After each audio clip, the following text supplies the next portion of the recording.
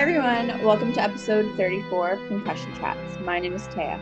Concussion Chats is a podcast hosted by the McGill Students for the Concussion Legacy Foundation with the help of Nick from Concussion Talk podcast. We are dedicated to providing strength and hope to those recovering from concussions through sharing experiences. Today I have a recording of our guest speaker, Elisa.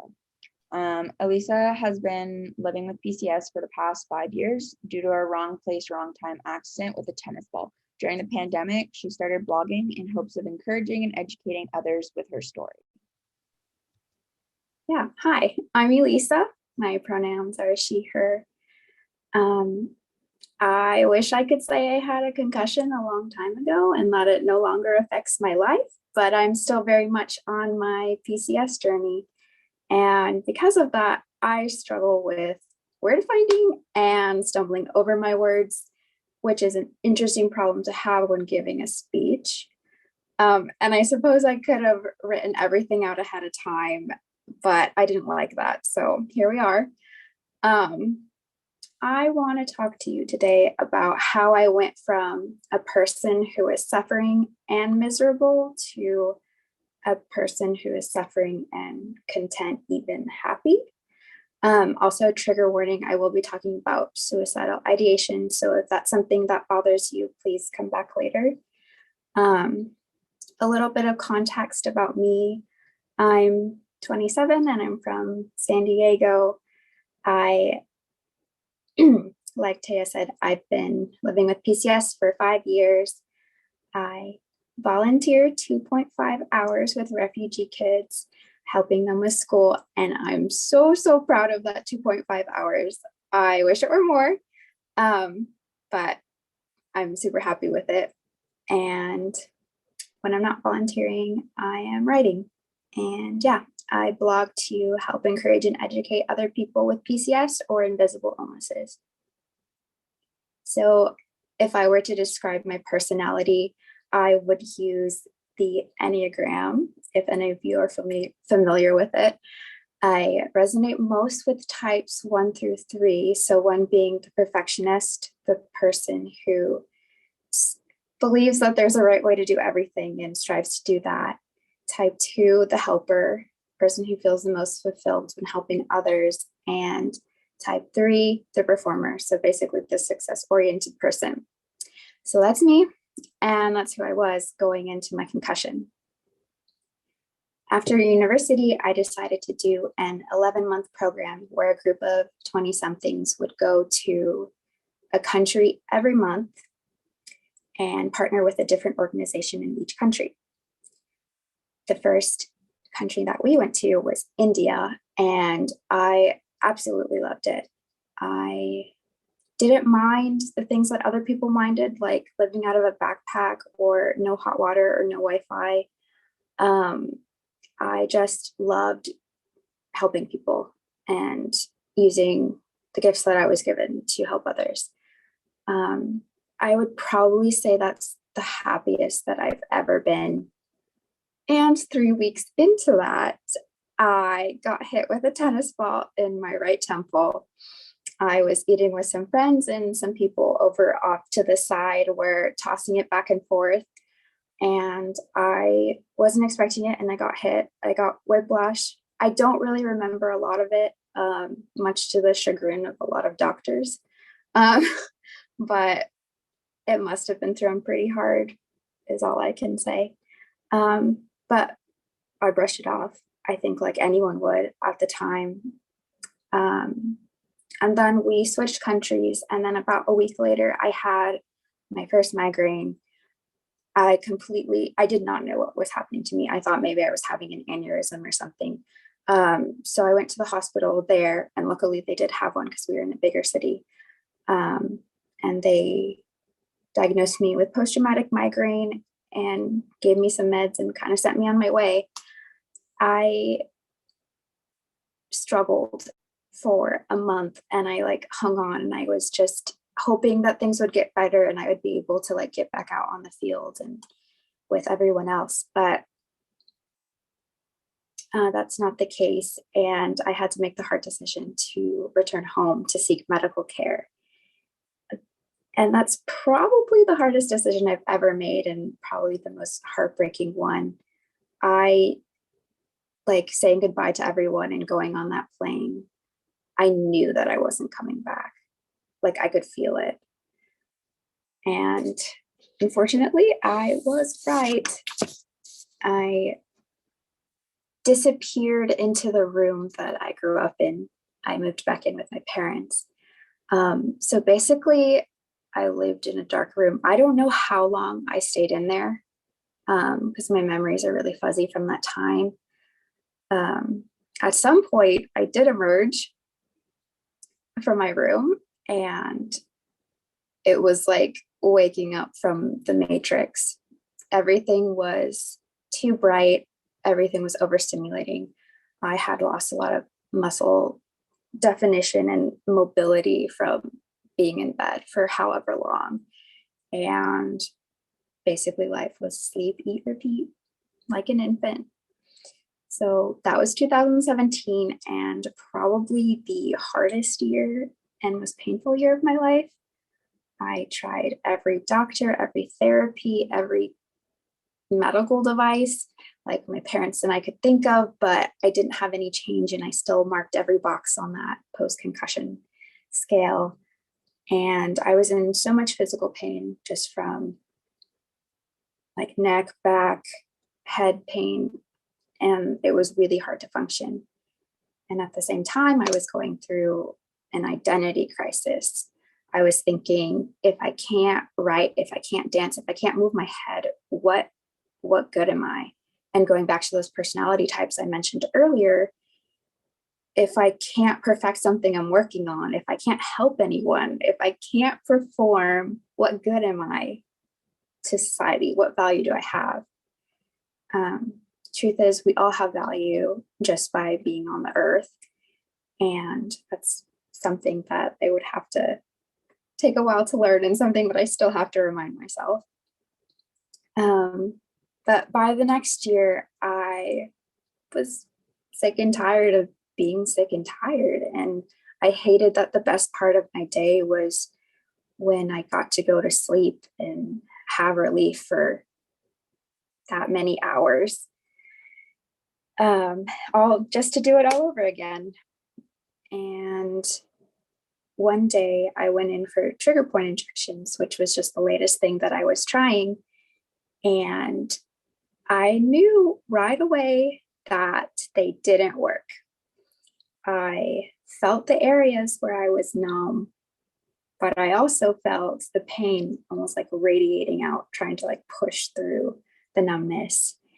And I just cried and cried all that day. And I was done. I didn't have a plan to commit suicide because as a person, I've seen how that's affected my family in different ways and in my friends' lives, and I just wouldn't do that. But because of that, I felt so stuck. I believe in heaven. So like, given the choice between my pain-filled life and heaven, like, yeah, duh. And I didn't have any hope of relief because nothing was helping and no one could say when all of this was over.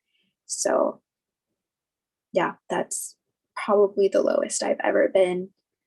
But I did tell my parents how I was feeling, and they called my therapist, who put me in something called an IOP, which in the States is an individualized outpatient program. And there they diagnosed me with major depressive and started me on medication.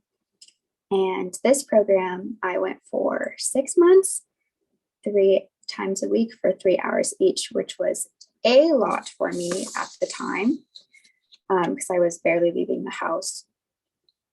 But there I began to heal from the grief and the trauma of leaving that program so early, the trauma of even having a concussion and having my life interrupted, and the healing and the letting go of the person that I used to be. I think the hardest thing any of us have to do is really sit with ourselves and sit in our past pain and trauma and deal with it instead of running away. Because that's basically what I did my whole life up until this point. Is if there was anything hard, I would just focus on something else or brush it aside instead of actually dealing with it. My biggest takeaways from those 6 months were 3 things. The first thing is called radical acceptance. And yeah, like Taya said before, I'm not a professional. So obviously, if you want to look more into these things, please ask a professional, because I'm just sharing my personal experience. So radical acceptance is just accepting your current situation. You don't have to like it, but it's an effort to stop fighting it and stop wishing it were different and just accepting it. Second thing is mindfulness, which is, I call it separating yourself from the past and the future in order to just focus on the present moment. I gave myself a mantra that was, in this moment, I am okay. I am okay in this moment. And that's how I survived a lot of my pain-filled days where I was stuck in bed. Because one moment at a time was much easier to deal with than thinking about the future. And the last thing was just breaking out of my black and white thinking. Being a perfectionist, I was kind of an all or nothing person. And the idea that 2 seemingly opposing forces could be true at the same time was revolutionary. I kind of use these examples when explaining it, that I can be a good daughter and a great member of my family and not contribute to the household chores or cooking or in any physical way that other people can see. Or I can be a great value to society and to the world at large without earning a paycheck. So those things before, I would have thought that they don't go together, but life isn't black and white and we live in the gray. So for the first time in 2 years, I felt like me again, which was saying something, because previously I thought the only way I would feel like me was if I were able-bodied. But I guess mental healing, in my case, was more important than physical healing. I began to take comfort in things that had lost their comfort, like faith and spirituality. I started doing things I loved again, just in a different way and for less time, like watching TV, reading, dancing a little bit. I came to the realization that I could deal with anything as long as I prioritized my mental health and my spiritual life first. So I'm about to make a bold statement here, but I'm okay with being a person with a disability or in chronic pain for the rest of my life. I hope that's not the case, but I know that if it is, I'll be okay. There are days when I struggle to get out of bed because I don't want to face another day of my life. And that's when I'm focusing on everything bad in it and everything that I wish I could change, past, present, or future.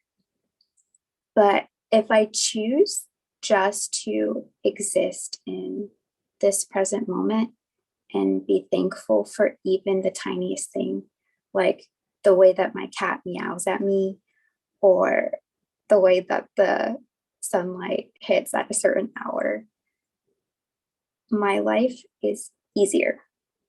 It's not easy, but it's easier. It sounds so simple, but I really think the difference between a suffering, miserable person and a suffering, happy person is perspective. Thank you. Today I have Emily, who is also part of McGill Students for Concussion Legacy Foundation, and Nick from Concussion Talk podcast joining me.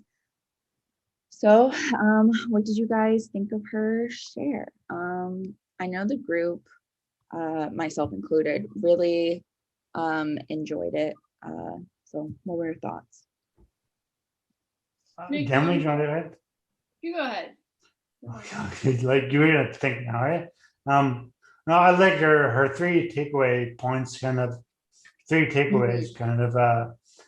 of all linked together. I guess maybe in mindfulness it's separate, but it's okay. Well, I thought it was interesting. She called it radical acceptance, which I would just call it acceptance. I don't know what the radical means. Has to do anything except for it sounds better to have an adjective in front of that, but no, it's just acceptance. But yeah, the mindfulness and the being a linger and thing. What those acceptance, mindfulness, and breaking out of yourself. Yeah, which is kind of acceptance, kind of like acceptance, letting yourself be. No. It was about It was about breaking out of like the black and white thinking, like the perfectionism and stuff. Which it's kind of it's kind of like acceptance, as in like that it's not that acceptance of reality, I guess, is kind of what I was going at saying there. But I will put the rest on Emily to say something because she's looking like she's ready. Yeah, Nick, I totally agree. Like, it is kind of this like, if you're accepting reality, then maybe you aren't in black or white thinking, right? Yeah, exactly. So radical acceptance is a skill that is taught in dialectical behavioral therapy. Oh, okay. So yeah, that's where the radical comes from. Oh, okay, thank you. So I was going to say radical. Why is it radical? It's just acceptance. Yeah, so like radical acceptance, I think has been like the same idea is used across the board in a bunch of different things, right?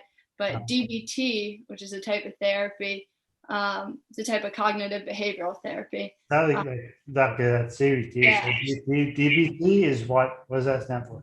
Dialectical behavioral therapy. And what is dialectical? Yeah, so it was originally created to help treat borderline personality disorder, but since then it's been used to, treat things across the board from like bipolar. It's very good for emotional regulation, but a lot of therapists use different aspects of it in just like their standard treatment. So it's not really just for borderline personality anymore. But radical acceptance is one of the big things that is taught in DBT, as well as mindfulness. But you kind of need mindfulness to be aware of, when you're radically accepting. And then it's so funny. I just did a group in the psychiatric unit on radical acceptance. And then I think the day before I did one on black and white thinking. So there are two things that are like, and black or white thinking is also called all or nothing, and that's just that concept of like, if I don't do this perfectly, then I have failed. Yeah. They're trying to right size it and be like, oh, well, can I just do it good enough? Or how about I'm not going to fail if I don't do it perfectly, right? It's that, one thing or the other, and how do we kind of right size and balance?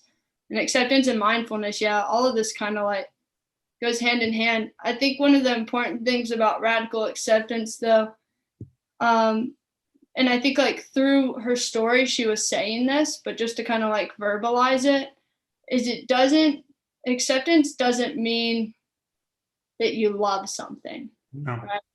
And it doesn't mean that you're like approving it, right? Like if a traumatic thing happens to us and somebody's like radically accept, it doesn't mean you have to love it. It doesn't mean you have to approve it.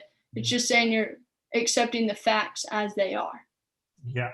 That's all. That's what it means.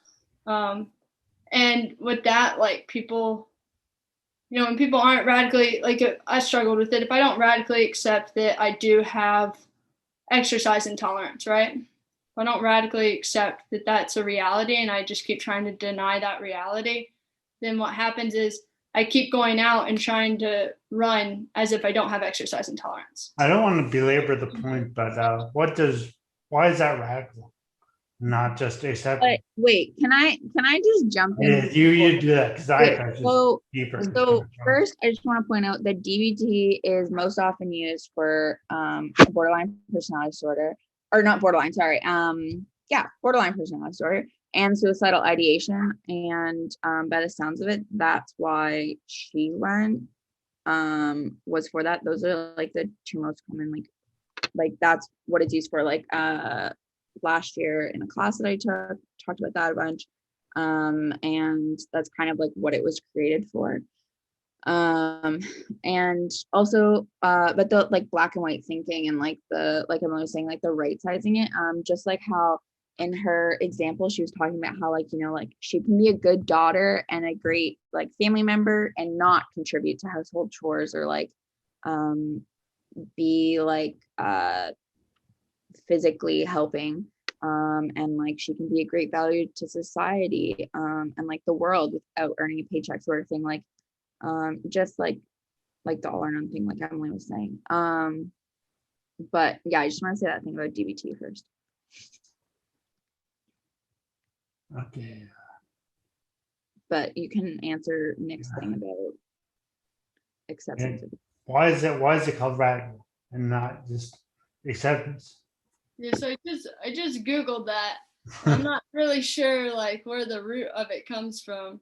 But it's I think radical just is meaning like it makes you think bigger. Like a full acceptance, right? We're not just like partially accepting, we're radically I guess so. fully accepting. But it doesn't mean you have to be like happy about it. Right? No. And it's oftentimes like it's not like not a one-time thing, right? It's sometimes like it's like you're accepting your current situation and you don't have to like it, but like you're making an effort to stop fighting against it. Like you're just accepting that like that's where you are in the moment kind of thing, and taking it as it is kind of, but the radical thing, I don't know. Let's look up the direct like word like meaning of relating to or affecting the fundamental nature of something, advocating or based on a personality who advocates. Okay, so I don't know. Anyway, it's not really important. The acceptance, not super important. The acceptance is the important part. You're just like you're putting a lot of work into this like radical acceptance. Like it's not just like a half-ass acceptance. Like by like these definitions, it seems like it's like a really like big effort is being put into it. You're not half-assing it. You're not just like kind of like sometimes like you're just like trying to go all in and like really I guess so. try and drive home that point, I guess. But I really also like I really liked how before she started telling us her story, she kind of went through like her the three things that she related to most in like the Enneagram, and how like perfectionist, helper, and performer were so big for her. And she said in the thing about Enneagram, pick up the Enneagram. And she said, what is that? I don't even know what it is. It's a personality. I know what an Enneagram is, but I don't know what an Enneagram is. That the Enneagram. Okay. Enneagram. Enneagram. Okay, but what's the Enneagram? Like, what did she just start listing off? She listed off the points, but what is it Enneagram for what? What is the Enneagram? Perfectionist? The Enneagram is one of these personality test type things, and it characterizes people into you kind of fall into one of nine different things. And so like number 9 is like the peacemaker. Number 2 is the helper. And what's interesting about the Enneagram, it's really hard to guess people's Enneagram. Can you fit in the multiple, or can you fit in this one? Usually people fall into 1 and then they have wings. So like 2 will wing with a 3 or a 1. So they might have some aspects of 3, some aspects of 1. But people's Enneagrams can change over time. The whole concept of the Enneagram is like when you have like your base state, which let's say it's a 2, then when a 2 is feeling more healthy, they're going to move closer to the personality of an 8. And when they're like not necessarily doing what they need to do to take care of themselves, then they move closer to a 4. Okay, but so it's like this weird mathematical thing. It's really interesting though.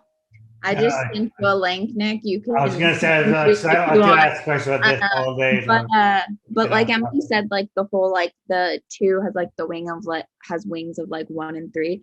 That's exactly what Elisa was describing, like the perfectionist, the helper, and the performer.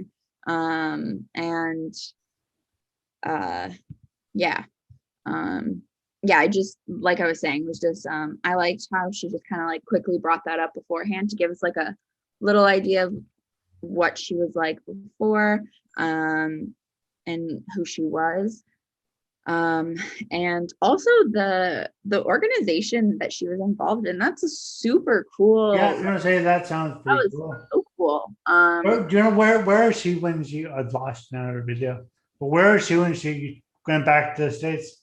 Because she said she was in the hospital. She left India and then she went somewhere else. I think she may have said it in the recording, but I don't remember. But it was, she'd gotten hit like 3 weeks in, and then I think she went home after like the end of like the second place that they were going. I think that's what it was. Yeah, but you know where that was? No, I don't remember. I think she mentioned it though, but it doesn't like cool organization though. Yeah, definitely a super cool organization. I should have asked her what it was. But I think also just the way she was telling her story about like how like when she got home, like she just stayed in a dark room, you know, like people are always told to, which is wrong. And then she doesn't even know how long she stayed for. But she was talking about how like she lost a lot of muscle and like mobility, and like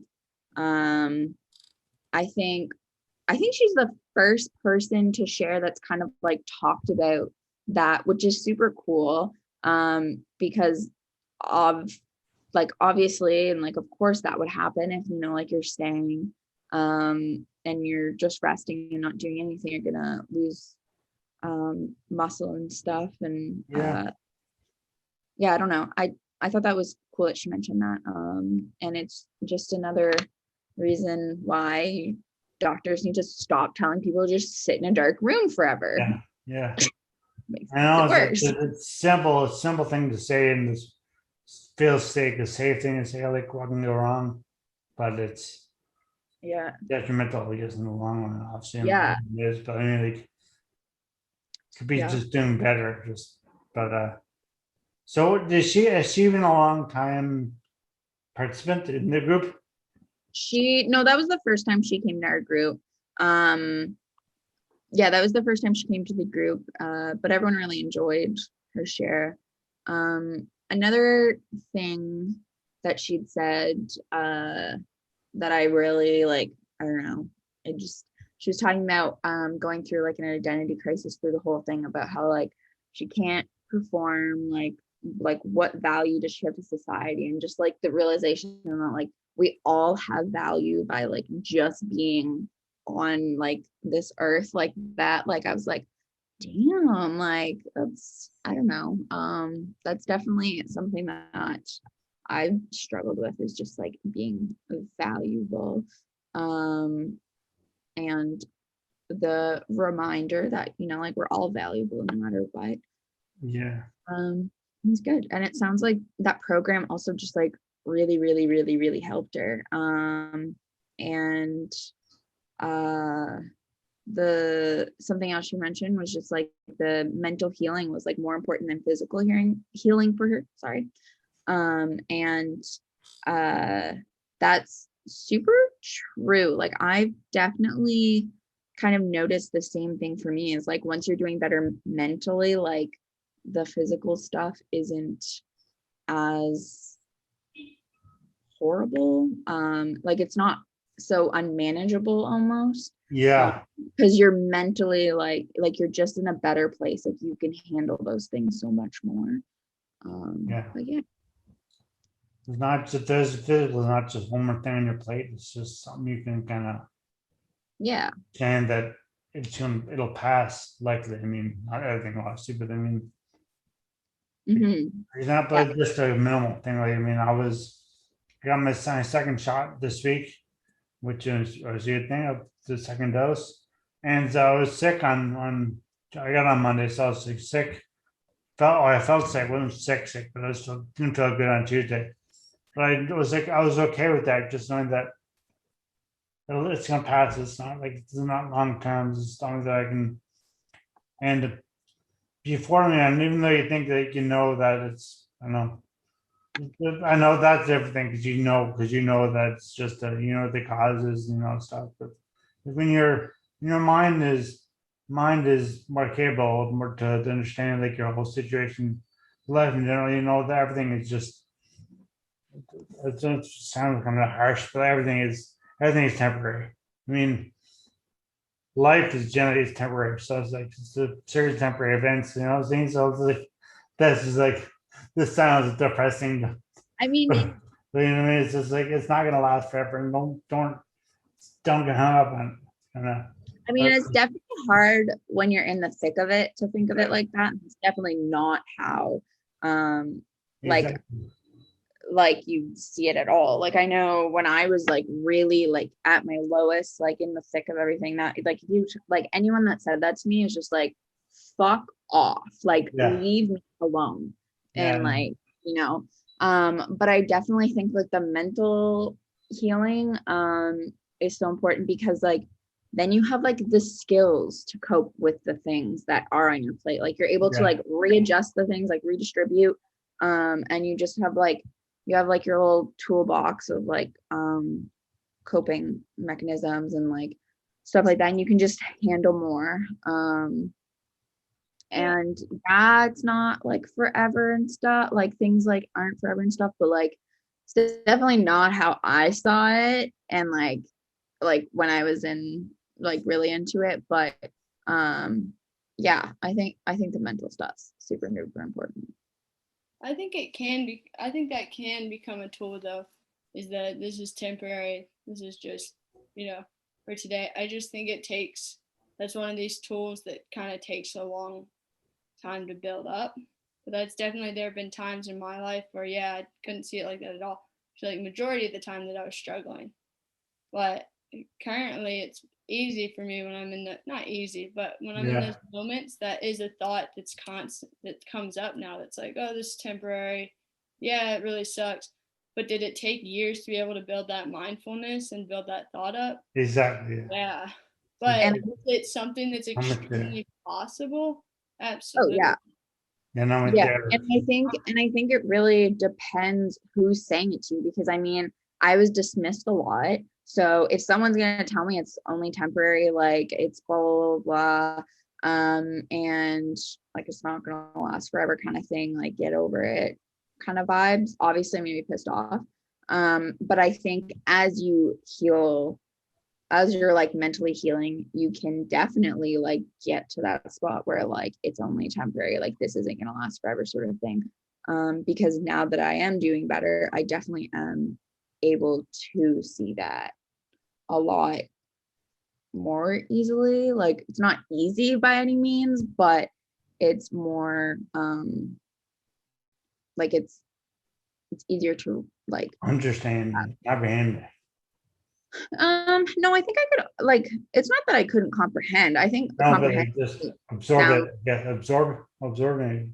No, I think it's more just like believe like that, because I mean I like there was one point where like I was diagnosed with like major depressive disorder, so like of course I'm like, I mean I can comprehend the words you're saying, but I don't believe you. That's what that's what it was. It was like the believing it. And even if like I did tell myself that, it's like, you're lying. Like, that's not true, you know? So I think as like you get better mentally, you can definitely use that as a tool. And it definitely is a tool that's really helpful. I also just, I mean, the whole group really appreciated just how we were able to talk about suicidal ideation and kind of not normalize like having suicidal ideation, but just like talking about it. And what? Your audio went, but now it's back, I think. Oh. What was I saying? Suicidal ideation. The group was happy. Suicidal ideation. Yeah, everyone really appreciated that. Like during the discussion, we all kind of brought up suicidal ideation and just how it was nice to hear her talk about it. And also just how by talking about it, it's also like you normalize it, but not normalize that like you have those feelings, but just that like a lot of other people have it too, and like you're not alone in feeling that way kind of thing. And it was definitely a really good productive discussion, and her share was really great. Everyone really enjoyed it. Cool. Emily's gone, so all right, she's back. Yeah, I really enjoyed it. It was a really good talk. Yeah, I can relate to it a lot. Yeah. So thank you to Nick for helping us do the podcast, and thanks again to Lisa for joining us and sharing with the group. We'll have a new podcast posted Monday morning.